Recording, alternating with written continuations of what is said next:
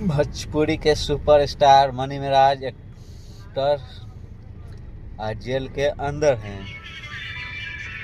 लेकिन फिर भी उनका सॉन्ग आ रहा है, गाने आ रहा है। कैसे दर्शकों का इंतजार है, उनके फैंस का, कि उनके गाना आ रहा है, लेकिन मनी महाराज कब आएंगे। तो मनी महाराज के चाहने वाले जितने भी हैं उनसे मिल रहे हैं जेल में जाकर। तो वो लोग ज़रा बताएं कि कब मनी महाराज आएंगे, क्योंकि उनके फैंस को बहुत बेसब्री से मनी महाराज का इंतज़ार है, क्योंकि वो लोग इंटरटेन नहीं कर पा रहे हैं।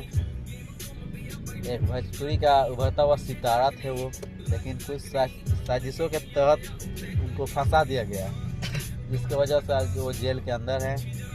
तो उसके चाहने वाले में जो मिले उनसे जो अपने हैं वो बताए कब आएंगे मनी महाराज।